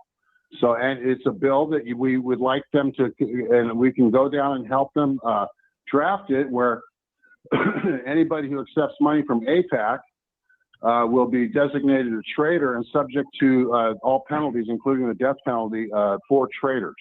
And I think that everybody should be calling their representatives and saying, hey, let's co-sponsor. This is catching on like wildfire, and the American people are absolutely behind this. And this is the best legislation. This will bring on, and you might have a problem with your past history, but maybe you can give it to charities or something, or do something about that. Well, David, that's a good idea, but right now they're shifting money away from AIPAC and forming other types of lobbies to shuffle in and kind of push through some money. So they're getting away from that AIPAC label because they understand that it's not politically advantageous and it's not helping them. So they just find other ways to get that money in there. Shouldn't we go after foreign entities' donations altogether, not just AIPAC? Well, AIPAC is the only one that is not required to register as a foreign agent, but since we all know that they are a foreign agent and that they are traitors, what I'm saying is every constituent should call up their representative and say, introduce legislation for the death penalty for AIPAC traitors. That way regardless, AIPAC Tracker is also tracking these other front groups. So you can go to AIPAC Tracker, and it also tells you who is not actually a member of AIPAC and all these different groups that they're forming. But that's not the issue. The issue is for everybody in America to call their representatives and senators and tell them to introduce legislation calling for the death penalty for AIPAC trackers. Don't you think that would be a nice message and a wonderful legislation to push forward in this country right now? So David Crow and I have had many conversations on the phone. He's called in the show. He's been in the chat, whatnot, too, as well. Yesterday with Karen Kwiatkowski, we had the same conversation. You know, I look at more of the Babylonian kind of game that's being played behind the scenes, right? Like I believe that, you know, there's no such thing as a Jewish supremacist. They are not Jewish at all, right? They're Zionist mostly at the core. But even still, they're just weaponizing this to use to grab more resources. And there's a whole cabal of them. Some people believe that if you removed, and Johnny called the show yesterday, that if you move the Zionist Israeli entity from the problem from our government, that you are going after the real power. I don't believe that. I believe that, first off, I believe that the ruling class only lets us know or see what they want us to see. And I think it's very convenient for them, for everybody to kind of point the finger at Israel. In other words, it's too in our face. It almost seems like the Zionists are pulling all the strings here. Crow would point out that, you know, they control the banking, but the majority of the resources on this planet are not necessarily owned by Zionists. You know, it's Smedley Butler's book, The War is a Racket. There's all these Western these Western corporations, right, that make a ton of money off war. So they're happy in my opinion, for the Zionists to take the blame. To what level, Kyle, do you think that the Zionists and the state of Israel are calling the shots? Do you think they are the ones in control and the Americans are just completely in government, or just reactionary to what they have to say? Or do you think there is another like cabal behind the scenes that might be more than just the Israelis? A lot of people will point out like the Knights of Malta, the Jesuit order. He's not in the chat today. He usually is. He has a different theory out there. What are your thoughts? AIPAC has the Zionists have an awful lot of control in Washington. And it's not all just about money. There's a lot of people in Congress, a lot of members of Congress who their Zionism stems from their own Christian beliefs, their evangelical views about dispensationalism and how basically, you know, you have to honor and worship the state of Israel to be a good Christian. That's part of getting into heaven. I mean, I think these are things that Mike Huckabee, Ted Cruz, Tom Cotton all sincerely believe, and it doesn't have to do necessarily with the check coming from AIPAC, although I'm sure it helps. It does seem to be interesting that over the past 2 years, but particularly the past 6 months, it seems like the Zionist lobby has really had its mask ripped off. And a part of that, I think, is just them losing their influence in the United States. And rather than, going out with a whimper, choosing to go out with a bang and get as much long-term American support instilled into law as they can, versus relying on the old, more covert methods of moving things. This is why they were willing to dump tens of millions of dollars into Thomas Massey's race. Yeah, that was going to expose AIPAC. That was going to make it obvious how much influence they had in the U.S. and ultimately will cost them popular support. But in the short term, it shows to all members of Congress that, hey, you better not step out of line on this issue or we will ruin you. We will come up with fake set scandals. We'll make AI videos of you sleeping with AOC and Ilhan Omar. Right, they'll go really far, but I do think you make a point that there are a lot of other interests and influences in this country where just because you remove the Zionist influence doesn't mean we're going to have a country that either you or I would be able to support or think is moving in the right direction. Banking, finance, capital venture, the defense industry. Just all the entrenched interests in Washington will still exist even without the Zionist money. Yeah. Crow, I'm not avoiding addressing the bill proposed. That's okay. That's conjecture, right? I mean, it's not going to really pass that bill and start hanging people for being foreign lobbyists, especially when Kyle pointed out that there are a bunch of Christians that think they have to be good to Israel and be good to the Jewish faith. Because to be a good Christian means to be good to Israel. So we know that's not going to get passed. It's a great idea. I get what you're saying. But once again, you are solely focusing on the Zionism as the problem. I am focusing on something I believe is a bigger problem than Zionism. In fact, I would even argue that the technocrats have a bigger part to play than the Zionists, that Peter Thiel has more power and reach and is inside the daily lives of Can I Americans. address that? Yeah. Go ahead, please.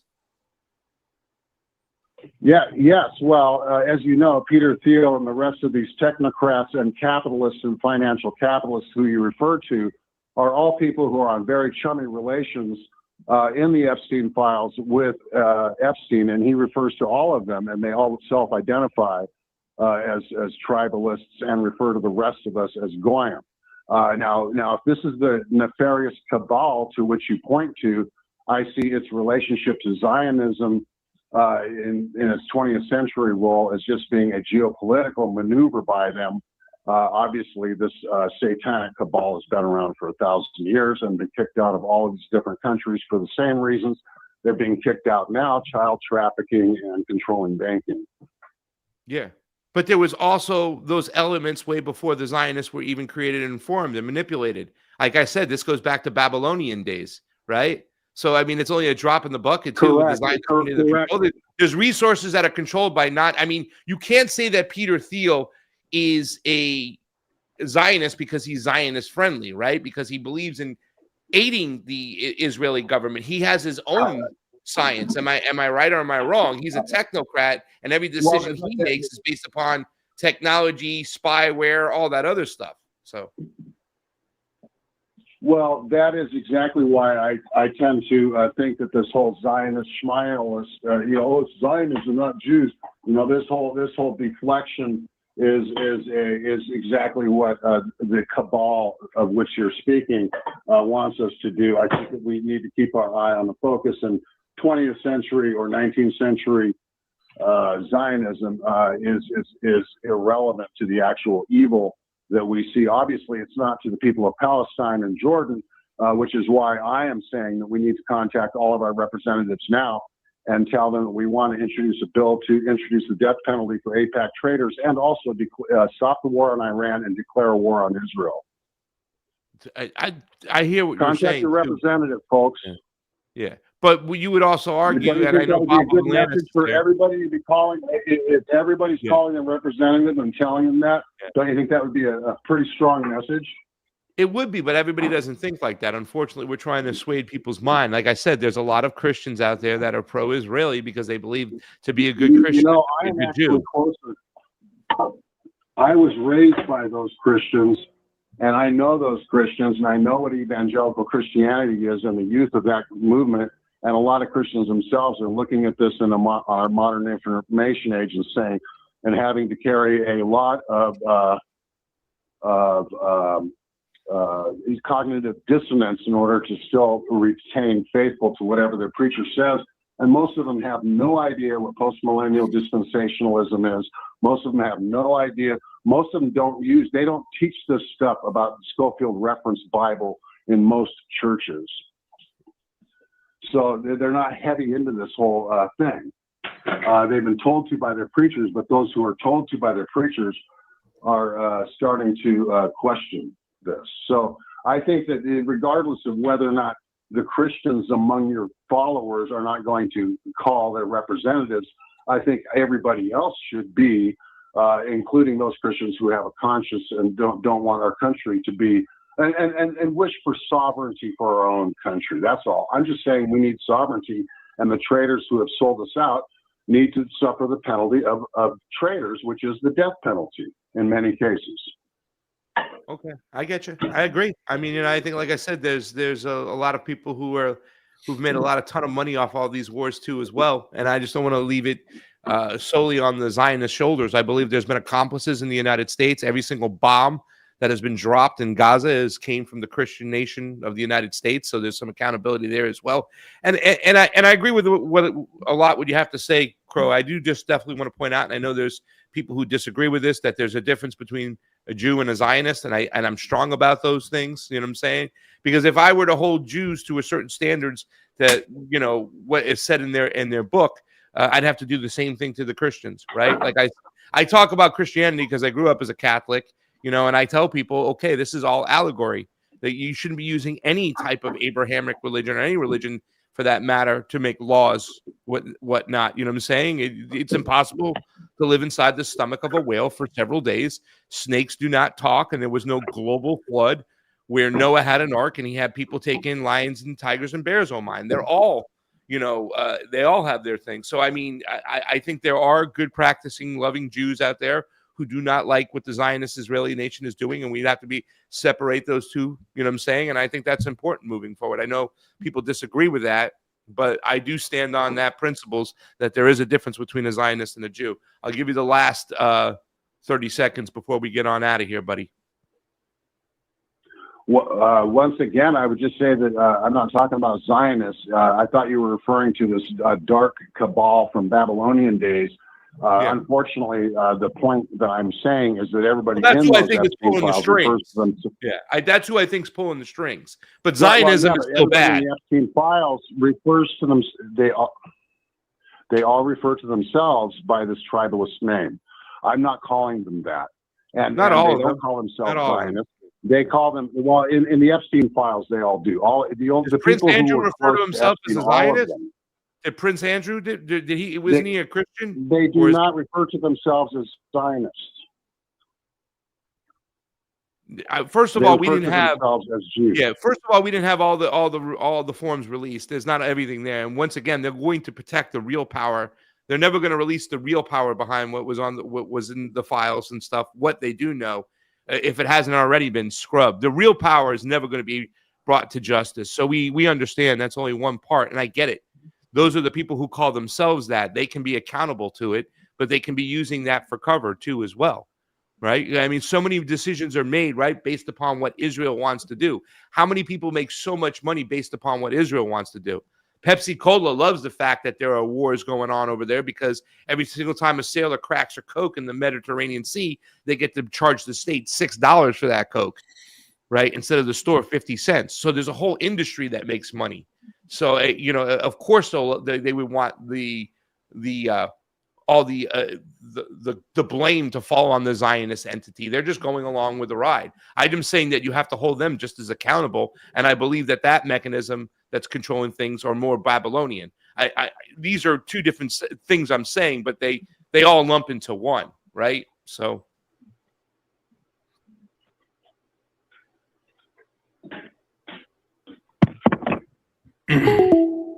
Crow just hung up on me. There we go. David Crow. Kyle, you got anything to say about that, or is that too conspiracy theory? No, I mean, the only thing I would say is just in general, I don't support giving the government permission to kill anyone. Not a fan of the death penalty, but having Israel Israel money register under FARA would definitely be a step in the right direction. Also, Pasta, curious where you're getting a can of Coke for $50 anywhere in the United States. I feel like every time I look at the gas station, a can's like $1.49 or something, a bottle's $2.49, $3. Yeah. No, well, like I was saying, I'm referring to this because during the Iraq War, I was some of those receipts came up and they showed like, holy shit, it's the state is billing, the Coca-Cola company. This is back during the Iran War, $6 for a Coke. You know what I'm saying? And it's about 12 or 15 now. What's that? Probably 12 or 15 now. Probably, you know what I'm saying? And when you have a war, you got to move sailors and soldiers around. You got to feed them, clothe them, entertain them. There's a whole different industry, that's involved other than just the weapons manufacturing. And I just don't think that those people, and I think a lot of those multinational corporations are happy that a lot of the blame is all being pointed towards Israel. And they almost look at the situation the way Candace Owens, Nick Fuentes, Dan Bilzerian, Lucas Gage, all these guys who I consider to be somewhat of either ops, useful idiots, or paid propagandists, right? Like they're here to conflate Judaism and Zionism, right? They constantly say Dan Bilzerian, Randy Fein's a fat Jew. That doesn't. The fact that he's a fat Jew is not what makes him bad. He's a fat Zionist. That's what makes him bad, right? They also point out that the Bolshevik Revolution is about Jews killing Christians. I mean, that's borderline anti-Semitic if you don't know what the hell's going on over there. That's beyond ridiculous. You know what I'm saying? I know that people, and I get it that a lot of libertarians, we kind of bump heads on this too as well, But I look at the Bolshevik revolutions as one of the best class revolutions out there. It was a monarchy that had bloodlines from Europe. Nicholas the Tsar, that was removed because the people, the workers came together. You know, there was soldiers, peasants, farmers. They all came together to say, let's get rid of the monarchy. And now they want to sell this as, oh, it was about Jews killing Christians. Stalin was not Jewish. I've had arguments with people that were trying to tell me that Putin was Jewish. I'm like, no, he is not. You know what I'm saying? So, I mean, I think there is conflation there, and I think it's purposely designed to conflate Zionism with Judaism. And also all these people that I mentioned, these newer populist right conservatives, they're all pro-capitalist, anti-immigrant. You know, they turn the blind eye. They're okay with some wars. They're not anti-imperialist, right? They want the status quo to go along. They are almost acting as if Israel is holding the United States hostage. And once we get rid of that faction of Israel that's taking us down with them, all these dark roads, and we're fighting the war and stuff, once we get rid of them, everything will go back to place and be perfect and nice. Yeah, no, I think that's a misunderstanding of the situation. What's that? I think you're right that thinking getting rid of the Zionist influence will fix the United States is a really big misunderstanding of the situation. Now, you know, they could point, though, to reasonably marginable things that would be better, like we probably wouldn't be at war in Iran if not for the Israeli interest, the Zionist interest in the United States of America. But we'd still be at war in Ukraine. So, well, there's every single prime minister for Ukraine has gone through that whole, you know, they I think it was Vanessa Billy said the gates of Zion go through, what's that in Ukraine? Odessa, right? The gates of Odessa. You know what I'm saying? So there is a Ukrainian influence, this, you know, Ashkenazi Jew, this Ashkenazi Zionist, you know what I'm saying, coming from that part of Ukraine and whatnot. Now, I disagree there were a lot of Zionists funding the Bolshevik Revolution. You know, I believe that to be a peasant uprising, 100%. So that's just my personal opinion. And that was about, you know, that was a class warfare. That was removing the monarchy because they'd done so bad. Nicholas had just stressed the country. And the czars before them, too. This was about European control over parts of the USSR. And they said, no more to this. We're getting rid of that. And there's a, I mean, I have something written over here about Lenin talking about pogroms and talking for the Jewish people out there and saying, don't take the bait. It's the capitalists we're fighting. That was about, you know, capitalism versus communism in my mind. But, you know, people can disagree and they can have their own opinions. So, you know. Dead air today. We have a lot to say and then we just pause and stop and boom, boom, boom. What do you think about Tulsi Gabbard with her statement? You want to play it? Have you seen it? Go ahead and play it. Let's play a little bit. It's a quick 5-minute video, but we're going to end the show with Tulsi Gabbard because we got to hear the libertarians' point of view. Where is it? I don't think I have it. Give me a second. Josh, if you want to let everybody know the phone number where they can call or say something, give me a little, buy me a little time. Help me out real quick. Is Josh 247-2721. Screw off. We got time for one more call. 561-247-2721. I can't do the Bernie Sanders blackjack as well, though. What do you mean, Bernie Sanders blackjack? All right, I have it here. Way to go, Josh. You know what I'm saying? Oh, we got a call coming. We do? All right, let's just get to the call. Caller, who are you? Where are you calling from? Is that me? That's you. No, it's Steve from Pearl River. How's it going, Craig? Steve, what's going on, man? You made it finally. Well, you know, and I was on hold yesterday. I was Bobby, you know, he was doing his thing and I was on hold and you had to wind up the show. So I didn't.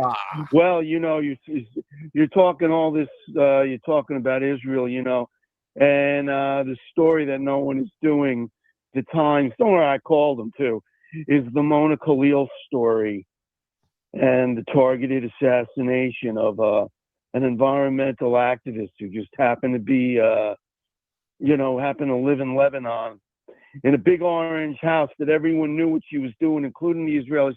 You know, that's the kind of stats, and of course, the Times is not doing the Konoyuchek assassination in Ecuador. They're not doing that one either. And you know who else isn't doing? I'll tell you what. You know it's really disappointing.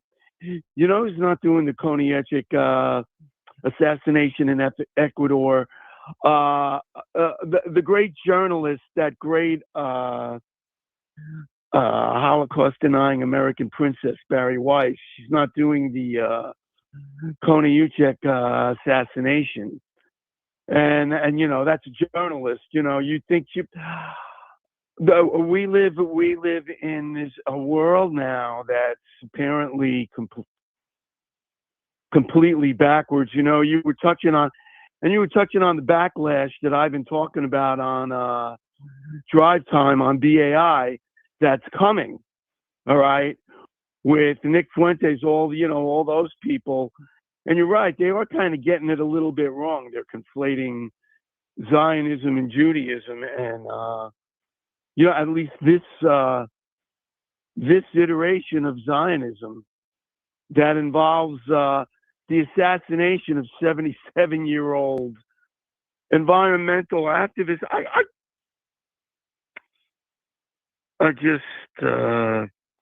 I'm at the end of my rope with that. My favorite war criminal, Benjamin Netanyahu, and his Minister of Defense, and all of them. You know, everyone knew who that woman was.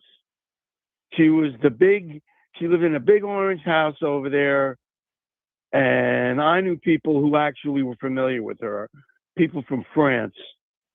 You know, isn't she the lady that did the turtle stuff, like the tortoise? Yeah, she is the turtle. Okay, yeah. She is the turtle activist, exactly. And everyone knew who she was.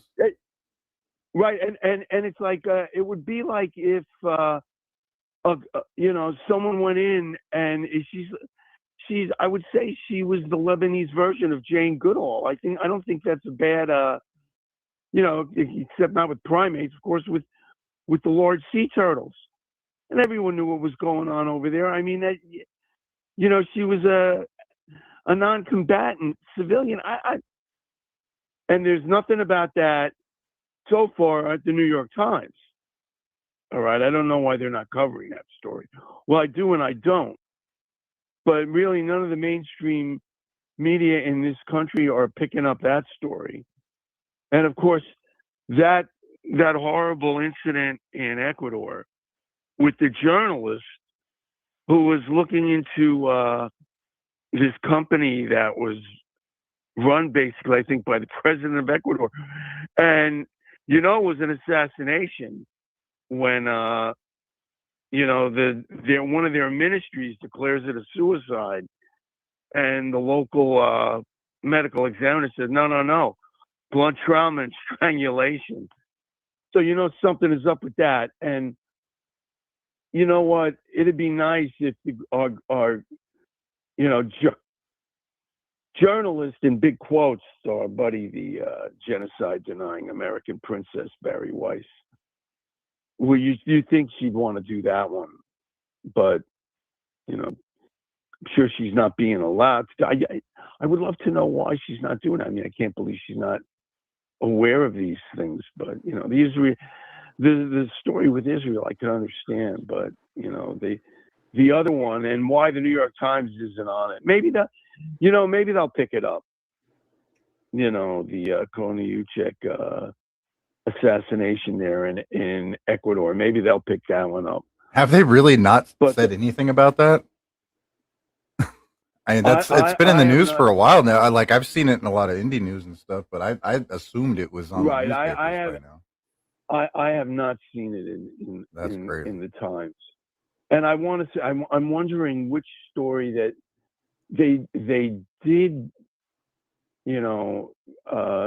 touch on that I was happy that they were on it, but I can't remember off the top of my head.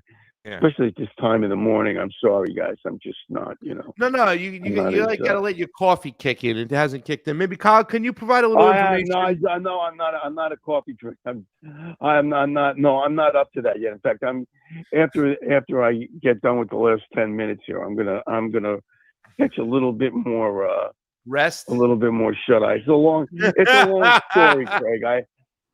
I have sort of the same situation. I have caregiving duties that are some, you know, that you could relate to. I don't want to, trigger anything, but that's a little bit of what's up here. But you know, and let me ask something: is this show bound by any FCC language rules? Because I'm always Oh, really? Oh, wow. I want to. Okay. I want to practice good habits. I got to admit that I started the show Fair here. enough. No problem. Yeah. No problem. But if you slip, don't worry about it, because we don't have to worry about the FCC. You can say fuck or shit. And fair enough. It happens. So you got to hear those guys. I don't know if you listen to those guys that are overnight Wednesday to Thursday on BAI. They are holding forth with some incredibly harsh language at times that, you know, Is it after midnight? Yes. I forget their names. It's a comedian. Woo! That dude, those guys, they do not, you know, they do not hold Do they back. do a live show or is it a recording? I have no idea what they're doing. Right. Because Wednesdays and Thursdays, I'm going to check it out. Yeah. I'm going to look at the schedule. There are different rules for after midnight. So after midnight, you can drop some F-bombs and curses. So that's why they move some of that stuff. They usually hear with them. Oh, I did not know that. Whoa. Yeah. Because, you know, they're not taking calls or anything, but no. I think it's a recorded show. But Jimmy Dore moved his show to after midnight, the 2 days they do it there, because he was sick and tired of, like, you know, you had to have somebody go through all his stuff and kind of cut out all the curse words to put it on during the day. So they were like, hey, just put it on after midnight so I don't have to worry about that crap no more. So that's how I kind of found out those rules and stuff. But go get some shut-eye, Steve. We're going to be wrapping up the show, and I appreciate you calling in. All right, man. You take care, and you know, keep, you know. We'll hear from you tomorrow. Yeah, I know. Paisan, you got to call in tomorrow too. You got to wake up for me. I'm gonna call because you give me, you know, you guys give me time, and you know, you touched on it, man. You know, my problem. Here's my problem. My problem that when, you know, you talk about, because I was getting into that whole mess at, you know, at 60 Minutes and CBS a couple of weeks ago. And I still haven't, you know, I want to address one-sided Dave. Remember that guy Dave who called up, complained about one-sidedness? Yes. I want to bring that up there, you know, on a Wednesday, because I forced myself to listen to ABC on a couple of Saturdays. My buddy Stephen Moore, who can never be published in the Kansas City Star, you know, that guy. And you should hear what they say about how great everything is and how wonderful our great leader is, and how, you know, how godly, and all I can think about is One-Sided Dave. I mean, I've already given him a nickname, One-Sided Dave, you know. Oh, and you know, don't worry, I'll bring it up on Wednesday, but I caught a glimpse of that Trey Gowdy guy. I got a nickname for him too, which is Son of Eraserhead. Son of Eraserhead. This is the guy, Josh. Remember, he made the nickname, and we retweeted it. What was the nickname he gave? Oh God. Yeah, he gave Smug, baby. The Prince of Smug. Who is that? Yeah. The Prince of Smug. The Crown Prince of Smug. That was it. The Crown Prince of Smug. Oh yeah. And how about this? I said this guy's got to be familiar with this. I said, when I look at that the commissioner for the NBA, that Adam Stern. Adam David Stern. Adam Silver. Across between Dumbo the elephant and Nosferatu. That's my. Yeah, that is. He's got the big ears and he's got the skinny face and bony, with a little Mr. Burns in there from The Simpsons. Oh my God. Steve, we're getting out of here. Listen, Go back, get some shut-eye. Call Go back get 'em. tomorrow. I appreciate you doing so, brother. I Go love you. get Thank 'em. you so Bye. much. Steve from Bye-bye. Pearl Bye. River, everybody. Recognize. Kyle, let everybody know where they can find you, what you got going on. I know you got stuff going on. I got to get you out of here. Yeah, Kyle Anzalone show today, 4:45 Eastern. I'm solo today, so I'll have a bunch of stuff I want to rant about. Tomorrow, Sam Husseini is coming on the show. We're going to talk about some of the new revelations when it comes to what Tulsi Gabbard released regarding the Wuhan gain of function and all that. So I'm really looking forward to that conversation. And then just check out all the stuff I write. I always post on my Ets account at Kyle Anzalone _. It appears at a variety of outlets, but you find all on my Ets. COVID-19, there's usually, and I'm going to just leave you with this, Kyle, so give you a little head start. There's usually 3 reasons on how COVID was created or started. The first one was the one they told us that it came out of a wet market, some bat soup in Wuhan, and it just naturally evolved and started. It came out of nowhere. The other one is that it was in a lab, and it was a leak. And they'll use the term accidental lab leak. In other words, they were doing some testing, and it accidentally got out. And the third reason is it was a bioweapon purposely sent out. Well, Tulsi Gabbard pushed the accidental leak theory, and I think that's bullshit because she's providing cover for the CIA. She's providing cover for the military. You know as well as I do, during the Patriot Act, that opened up the door for biological testing. And the treaties we had signed with Russia, China, went into the trash because in the Patriot Act, it expanded. It was very vague language, but it allowed the military and the intelligence apparatus to start doing bioweapons testing again. So legally, it is kind of legal to do gain-of-function testing. She tries to scapegoat Fauci as the lone guy from the top pulling all the strings when there's this whole, once again, how many billionaires were made from this whole thing? I think a lot of people are happy. I look at Fauci the same way that I look at Israel. They're going to let Israel take all the blame for everything that's going on with our foreign interventions in that area. They're going to let Fauci take all the blame for everything that happened during COVID. And the real culprits, the real accomplices get to skate away scot-free. Ladies and gentlemen, it's Thursday. The Big Ragu, Kyle Anzalone, was with us. Kyle, good luck on today's show. Have fun, and we'll see you next week. Thank you, Pasta. Thank you, brother. Appreciate it. Guys, that's it for today. Let's cue the music. Let's get on out of here. I want to thank everybody for joining us today. I do apologize. I had some things going on. Thank you for being patient with me. But we had some decent numbers out of the gate, and we had around close to 75 people at one point between Rumble and YouTube watching. So that's kind of cool. It's a little humbling for me to do this. At one point, 5 years ago, four or 5 years ago, I was getting a couple thousands. Me and Fiorella were with the combo couch, and then we got spanked by the media industrial. The Mickey Matt industrial complex, whatever you call it. It's all the Mickey. It's all part of Ray McGovern's Mickey Matt, dude. There you go. Guys, as we wrap up today's show, let's take a moment to reflect on the importance of diversity of thought and the peace we can cultivate with our neighbors. In a world that often feels divided, it's our differences that can actually bring us together. Every unique perspective, every story shared enriches our collective experience and fosters understanding. Remember, it's okay to disagree. It's how we handle those disagreements that truly matters. Let's embrace dialogue over debate, compassion over conflict. When we listen to one another, we open the door to meaningful relationships. By engaging in our diverse communities, we can find common ground and build bridges that promote peace. So I encourage you to reach out to someone with a different viewpoint. Share a meal, have a conversation, or simply listen. Let's create a ripple effect of a kindness with our neighbors and beyond, because sometimes conflict can often bring resolution. Hey, thanks for tuning in today. Remember, together we can celebrate our diversity and pave the way for a more brighter, more peaceful future. So until next time, keep the dialogue flowing and that peace growing. For all the callers today, I want to thank you so much. Steve from Pearl River, Anthony, Kevin, Crow. I love you all. Thank you guys for tuning on in. I want to thank Sleepy Josh on the ones and twos, the engineer extraordinaire, but also a great co-host. I'm glad he joined in sometime when there was a lot of dead air today. I love you. I want to thank you, Kyle Anzalone, for being such an awesome Thursday guest, and all the co-hosts throughout the week. Yes, tomorrow is Rasputin Jesus, a.k.a. Andrew Zigman, will be with us.